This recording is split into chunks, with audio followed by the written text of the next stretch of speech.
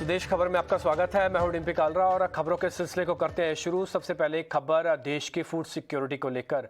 घरेलू बाजार में कंपनियों में अचानक आई तेजी के चलते गेहूं के एक्सपोर्ट पर सरकार ने रोक लगा दी है। केंद्र सरकार ने इस सिलसिले में एक नोटिफिकेशन भी जारी कर दिया है। नोटिफिकेशन में देश की फूड सिक्योरिटी को देखते हुए गेहूं एक्सपोर्ट बैन करने की बात की गई है। दरअसल रूस यूक्रेन संकट के चलते दुनिया भर में गेहूं के दाम 40% तक बढ़ चुके हैं, जिसके चलते भारत में भी एक्सपोर्ट में थोड़ी तेजी आ गई थी। लेकिन अब नोटिफिकेशन के मुताबिक केवल उन देशों की गेहूं एक्सपोर्ट की इजाज़त होगी जहां की सरकारों ने मदद की गुजारिश की है।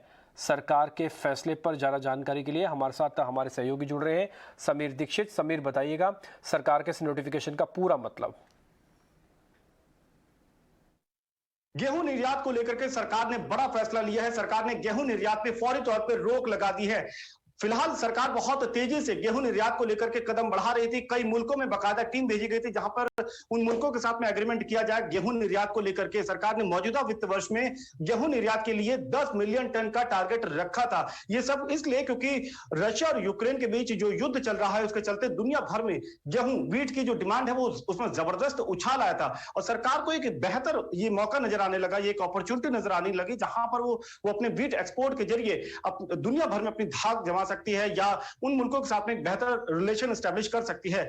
लेकिन इस एक कदम ने भारत में भी चिंता बढ़ा दी कि क्या ये कहीं ना कहीं भारत में जो फूड सेफ्टी के लिए या जो बाकी वेलफेयर स्कीम सरकार चलाती है कहीं उसमें इंपैक्ट ना करे, कहीं उसमें कोई दिक्कत ना आ जाए। तो इन तमाम चिंताओं के बीच में सूत्रों ने यह भी जानकारी दी कि थर्सडे को एक अहम बैठक हुई जिसकी अध्यक्षता खुद केंद्रीय गृह मंत्री अमित शाह ने करी। उसमें भी इस बात को उठाया गया कि सरकार भले ही गेहूं के आयात के लिए बहुत तेजी से कदम बढ़ा रही है लेकिन कहीं ना कहीं ये मौजूदा परिस्थिति में देश में गेहूं की उपलब्धता और इन्फ्लेशन के चलते जो दाम बढ़े हैं इसको और बढ़ा सकती है। तो इन तमाम चिंताओं को देखते हुए सरकार ने फौरी तौर पे गेहूं के आयात पर, गेहूं के एक्सपोर्ट पर रोक लगा दी है और सरकार ये देख रही है कि जो मौजूदा इन्फ्लेशन या महंगाई दर है उसमें ये कदम कुछ हद तक कारगर साबित हो, गेहूं की बढ़ती हुई कीमतों पर उस पर कुछ रोक लगाने में कामयाब हो पाएगी।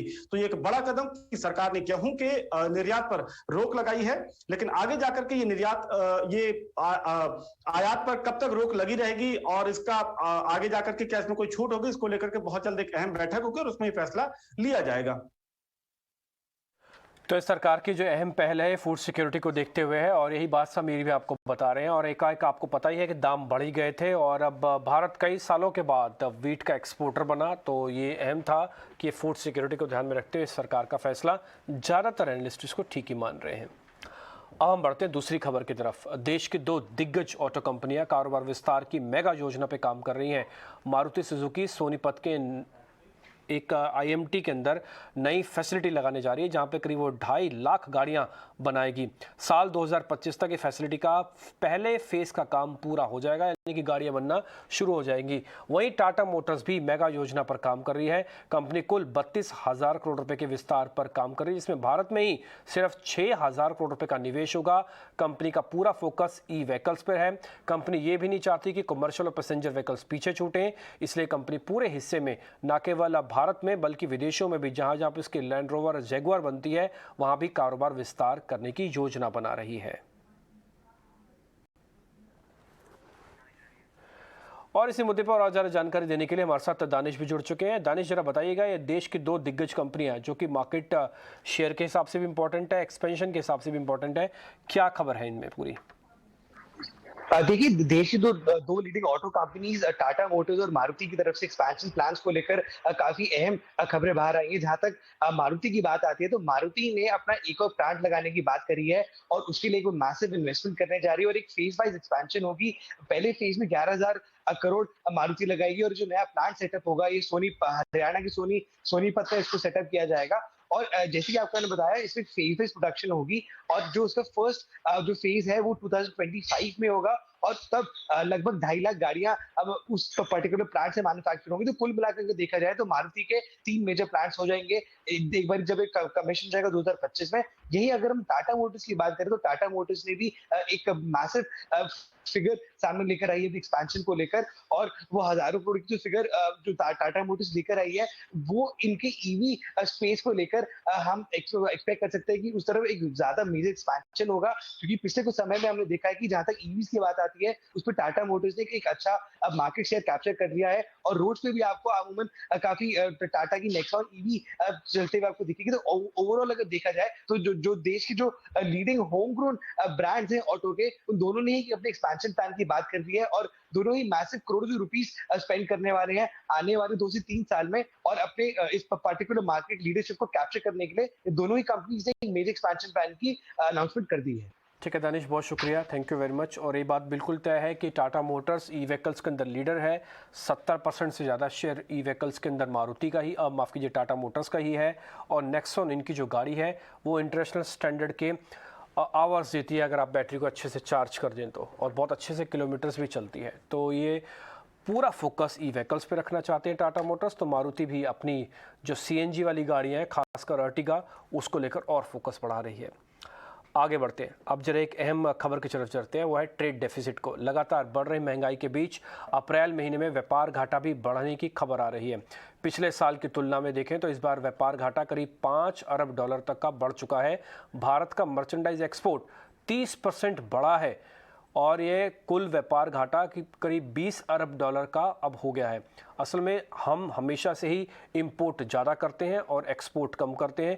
इंपोर्ट के अगर आंकड़े बताएं तो $60 अरब है, जबकि एक्सपोर्ट $40 अरब का है। तो ट्रेड डेफिसिट $20 अरब का हो गया। हालांकि पिछली बार ये जो ट्रेड डेफिसिट था वो था करीब $15 अरब का, तो इस बार $5 अरब ज़्यादा आपका ट्रेड डेफिसिट आ गया है।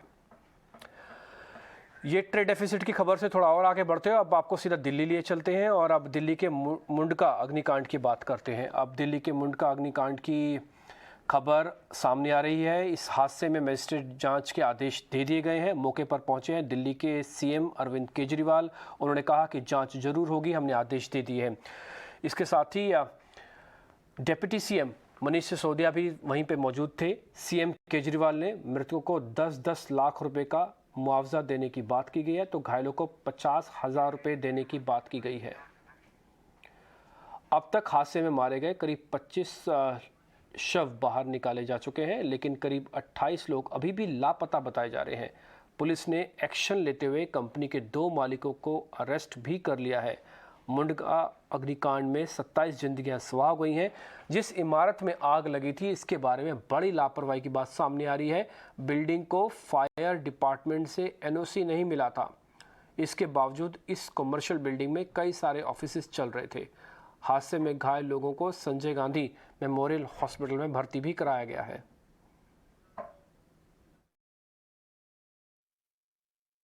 दिल्ली सरकार की तरफ से हम मैजिस्ट्रियल इंक्वायरी मैंने ऑर्डर कर दी है। अभी डीएम यहीं पे मौजूद थी और मैजिस्ट्रियल इंक्वायरी की जाएगी, और जो लोगों की डेथ हो गई है उन्हें दिल्ली सरकार की तरफ से 10-10 लाख रुपए का मुआवजा दिया जाएगा, और जो लोग घायल हुए हैं उनको 50-50 हज़ार रुपये का मुआवजा दिया जाएगा।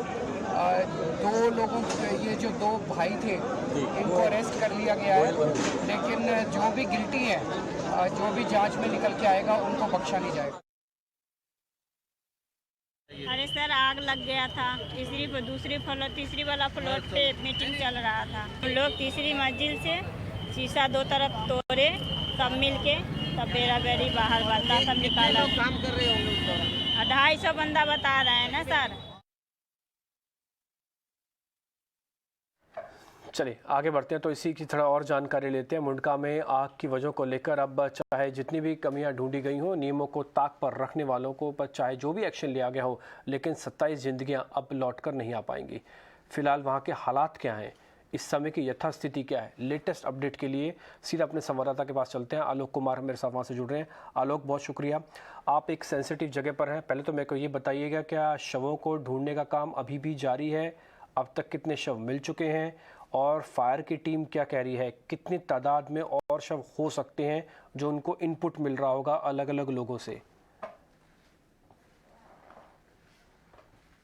राजधानी दिल्ली के मुंडका इलाके में 27 लोगों की मौत हो गई, कई सारे लोग जिंदा जल गए। कारण ये रहा कि आग लग गई थी और ये जो 27 लोग थे ये कर्मचारी थे, एक फैक्ट्री में काम कर रहे थे, पैकेजिंग का काम हो रहा था जिस समय ये घटना हुई है। कुछ मीटिंग भी चल रही थी। मैं फिलहाल उसी जगह पर खड़ा हुआ हूँ जहाँ पर ये घटना हुई थी। देखिए अभी भी धुआं निकल रहा है, अभी भी आग लगी हुई है और दमकल के विभाग के जो कर्मचारी हैं वो काम कर रहे हैं, एनडीआरएफ के लोग हैं वो आए हैं।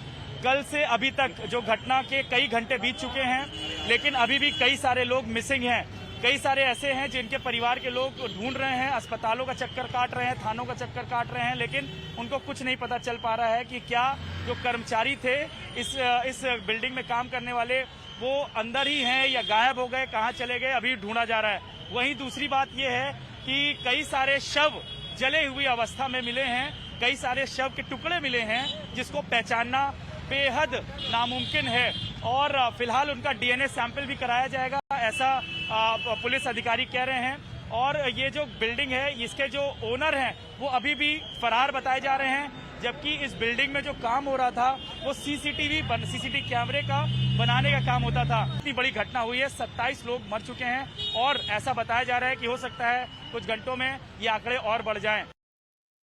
यानी कि आंकड़े और बढ़ सकते हैं। तस्वीरें आपको साफ नहीं दिख रही हैं और ये एक डेंस एरिया है जहाँ पे दफ्तर चल रहे थे। बताया ये भी जा रहा है कि सेकंड फ्लोर जहाँ पे सबसे ज़्यादा क्षति हुई है वहाँ बकायदा एक मीटिंग चल रही थी।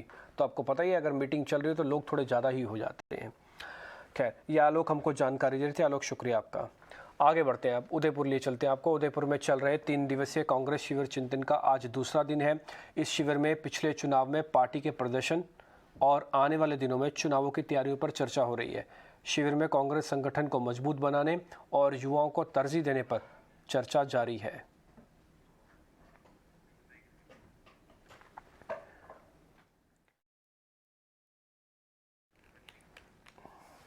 एक छोटा सा ब्रेक लेते हैं। जब ब्रेक के बाद लौटेंगे तो बाजार की बात भी होगी। यूएस मार्केट से अच्छी खबर आई है, यानी कि सोमवार का दिन आपके लिए शुभ हो सकता है। एक ब्रेक के बाद बताएंगे। स्वागत है बाजार की खबर। 6 दिनों की लगातार गिरावट के बाद अमेरिकी बाजारों में शुक्रवार को हल्की रिकवरी देखने को मिली। डाउ जोन्स में करीब 450 अंकों की तेजी थी। वहीं S&P 500 में करीब 2.5% बढ़कर बंद हुआ। लेकिन IT से जुड़ी हुई कंपनियों का इंडेक्स नेस्डैक वहाँ पे अच्छी बढ़त थी। नेस्डैक करीब 4.25% से ज़्यादा की मजबूती के साथ बंद हुआ, जो कि 2022 के नवंबर के बाद ये बताया जा रहा है कि अब तक की सबसे बड़ी तेज़ी है।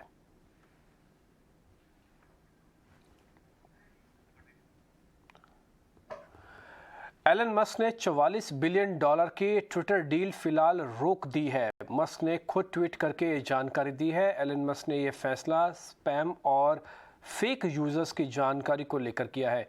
एलन मस्क का इस ट्वीट के बाद ट्विटर का स्टॉक प्री मार्केट ट्रेडिंग में करीब 20% लुढ़क गया।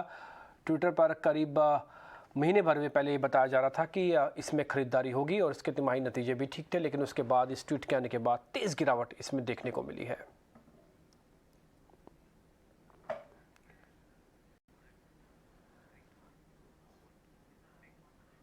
अब एक बैंक ऑफ बड़ौदा से जुड़ी हुई एक्सक्लूसिव जानकारी आपके सामने रखते हैं। बैंक ऑफ बड़ौदा की insurance subsidiary India first life को जल्द ही शेयर मार्केट में लिस्ट कराया जा सकता है। बैंक ऑफ बड़ौदा के CMD संजीव चड्ढा ने कहा है कि इंडिया फर्स्ट लाइफ का जो कारोबार है उसमें अच्छी ग्रोथ देखने को मिल रही है, इसलिए समय आ गया है कि उसको IPO के तौर पर लिस्ट कराया जाए।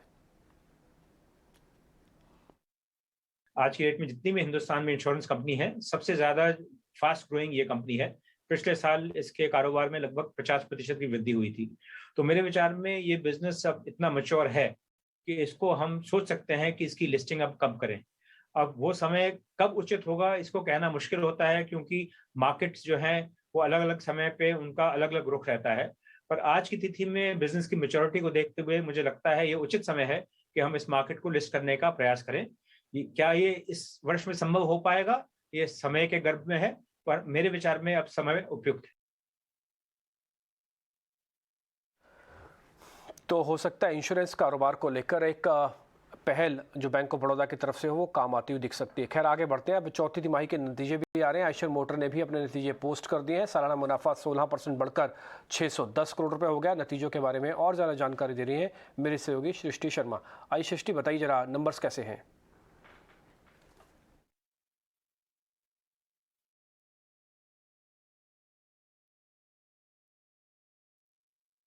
तो इस बार आयशा मोटर्स के नतीजे काफ़ी अच्छे देखने को मिले हैं। कंपनी ने किसी भी पैमाने पे फ़िलहाल निराश नहीं किया है, क्योंकि हम देखें तो अनुमान के एकदम मुताबिक नतीजे आए हैं और मार्जिन के फ्रंट पे थोड़े से बेहतर ही नतीजे आने को मिले हैं। 23% हम अनुमान लगा रहे थे, वो बढ़कर अब 23.7% हो गए हैं और ये जंप देखने को मिला है 21.5% मार्जिन जो कंपनी ने same quarter last year report किए थे। आपको याद होगा कि कंपनी कई समय से प्राइस हाइक्स ले रही थी। साल दर साल देखी तो इनके रॉयल एनफील्ड के जो प्राइस हाइक्स थे वो 20% पे थे, एवरेज सेलिंग प्राइस हाइक। ये नंबर और ये इजाफे ने काफ़ी सपोर्ट किया है कंपनी के नंबर्स को, क्योंकि वॉल्यूम्स पे थोड़ा सा असर ज़रूर देखने को मिला था चिप शॉर्टेज की दिक्कतों के चलते, पर इनके VCV सेगमेंट का भी कंपनी को काफ़ी सहारा था और ये सारे फैक्टर्स जो हैं कंपनी के अर्निंग्स को सपोर्ट करते हुए नजर आए हैं। इनकी कुल आय देखें तो वहाँ पे करीब 9% की बढ़त देखने को मिली है। 3193.3 करोड़ पे इन्होंने अपनी आय घोषित की है। वहीं इनके मुनाफे का फिगर 610 करोड़ पे आता हुआ हमें दिखा है। वहीं EBITDA 757 करोड़ का कंपनी ने दर्ज किया है, जो कि साल दर साल 19% की बढ़त देखने को मिली है।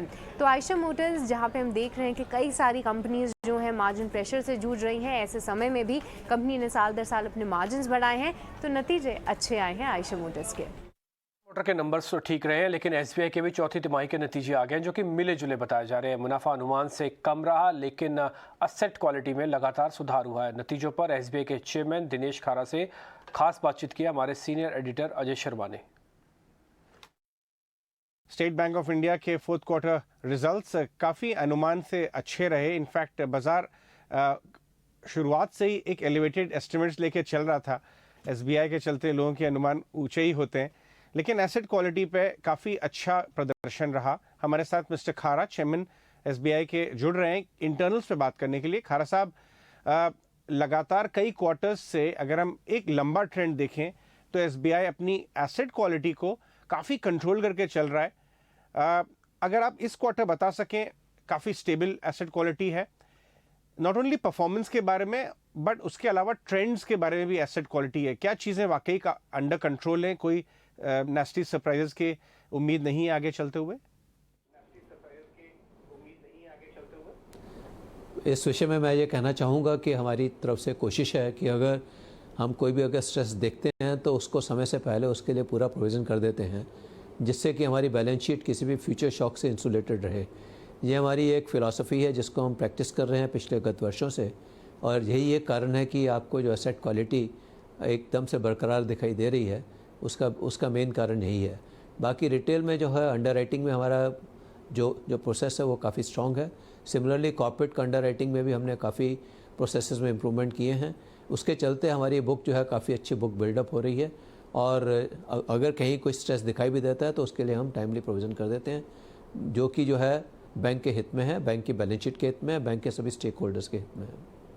लेंडिंग ग्रोथ की बात करते हैं खारा साहब, आपने पहले रिटेल एंड की बात करते हैं क्योंकि वहाँ पे काफ़ी बॉइंट मोमेंटम दिख रहा है। अगर home loan, auto loan, personal loan, अगर पहले लेंडिंग बुक के बारे में बात करें, किस तरह का प्रदर्शन रहा और किस तरह के ट्रेंड्स आप देखते हैं वहाँ पे?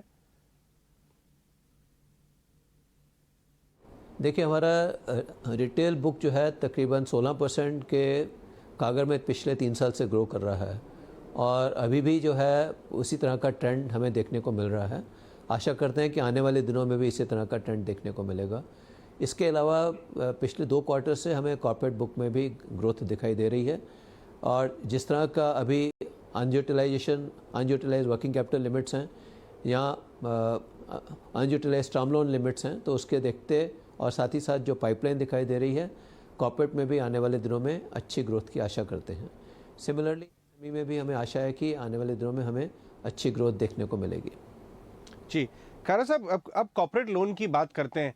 हमने 2-3 महीने से जो डेटा आता है वो दिखा रहा है कि क्रेडिट ग्रोथ 8% के ऊपर धीरे धीरे बढ़ रही है सिस्टम में। आपकी कॉर्पोरेट ग्रोथ कैसी रही, ट्रेंड कर रही है? इस क्वार्टर कैसी रही और ट्रेंड किस तरफ बैठता हुआ नजर आ रहा है? इस क्वार्टर में हमारी कॉर्पोरेट की ग्रोथ जो है तकरीबन 7% के करीब थी, और हमें आशा है कि हमारा ट्रेंड जैसे हमारा 11% का एवरेज ग्रोथ आया है पूरे साल भर की क्रेडिट ग्रोथ का, तो मेरे को पूरी आशा है कि आने वाले दिनों में जैसे जैसे कैपेसिटी यूटिलाइजेशन इकोनॉमी में इम्प्रूव होगा तो वर्किंग कैपिटल का अवेलमेंट भी इम्प्रूव होगा, और साथ ही साथ इन्वेस्टमेंट डिमांड भी कुछ जो है देखने को मिलेगी। उसके चलते हमें पूरी आशा है कि जो कॉर्पोरेट की ग्रोथ भी अच्छी आएगी। और अक्सर हमने देखा है कि नॉर्मली जो भी जीडीपी ग्रोथ रहता है स्टेट बैंक का ग्रोथ उससे तकरीबन 1% अधिक रहता है। तो अगर देखें कि अभी 7.8% की ग्रोथ की बात जो है गवर्नमेंट ऑफ इंडिया द्वारा की जा रही है, आरबीआई द्वारा 7.2% की ग्रोथ की बात की जा रही है, तो हमें आशा है कि हमारी कॉर्पोरेट ग्रोथ जो है तकरीबन 8 से 9% की ग्रोथ हमें देखने को मिलेगी। अभी अपना लोन बुक का ब्रेकअप कैसा आपको दिख रहा है इस लेटेस्ट क्वार्टरली नंबर्स के साथ? और अगर हम थोड़ी लंबी पिक्चर देखें, 203 साल का अगर हम व्यू लेके देखें, तो आपको किस तरह का लोन बुक ब्रेकअप नजर आता है रिटेल वर्सेस कॉर्पोरेट लोन्स का? ऐसा है कि रिटेल हमारा जो है प्योर प्ले रिटेल जो है वो तकरीबन 10 लाख करोड़ क्रॉस कर गया है। और उसके अलावा जो है कॉर्पोरेट बुक हमारा तकरीबन 8 लाख करोड़ से ऊपर था। सिमिलरली इंटरनेशनल बुक तकरीबन 4 लाख करोड़ का था। एग्री और एसएमई मिलाकर भी तकरीबन 5 लाख करोड़। तो ये हमारा ब्रेकअप था। आने वाले दिनों में मेरे को लगता है कि ट्रेंड तकरीबन इसी तरह से चलेगा।